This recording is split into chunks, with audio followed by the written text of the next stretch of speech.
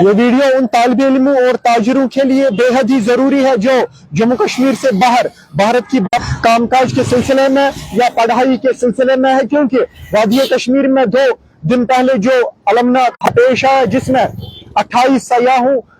کو مارا گیا جنوبی کشمیر کے ضلع اننت ناگ کے پہلگام میں، اس کے بعد اگر ہم دیکھیں کل شام سے ہی سوشل میڈیا بھرا پڑا ہے ان ویڈیو سے جس میں کچھ تنظیموں کی جانب سے بات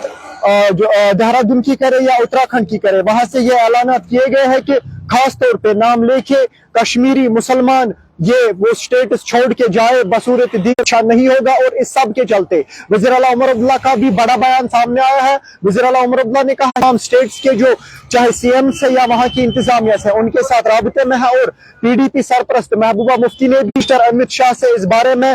آج صبح بات کی ہے، اور باضابطہ اب باہر ہے یا کوئی بھی شخص جو باہر ہے ان کے لیے ہیلپ لائن قائم کر دی گئی ہے، اور ریزیڈنٹ سے بہت سے فون نمبرات جاری کر دیے۔ کسی بھی مسئلے کے وقت کوئی بھی ہیلپ اگر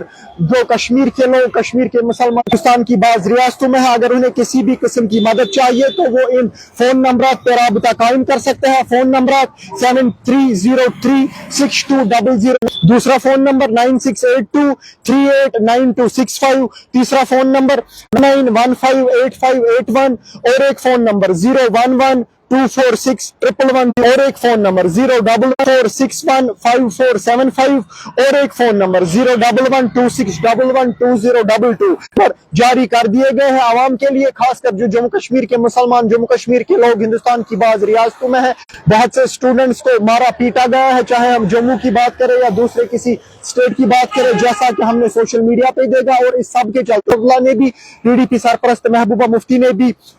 سینٹر کے ساتھ مرکز کے ساتھ رابطہ قائم کیا ہے، اور باضابطہ اللہ کا کہنا ہے کہ میں ان تمام ریاستوں کی انتظامیہ یا وزراء کے ساتھ کانٹیکٹ میں ہوں، ایسا نہیں ہونا چاہیے، اور اس سب کے بیچ یہ امپورٹنٹ انفارمیشن ہم نے بہتر سمجھا تھا آپ سب حضرات تک شیئر کرنا۔ 24/7 یہ ہیلپ لائن ان کی مدد وہاں پہ قائم رہے گی، یہ اپڈیٹ ہم نے بہتر سمجھا تھا آپ سب حضرات تک پہنچانا، اس کے بغیر بھی رپورٹس آپ تک پہنچانے کی بھرپور اور بر وقت کوشش کریں گے۔ فی الحال مجھے دیجیے اجازت، اور اب دیکھتے رہیے تامل۔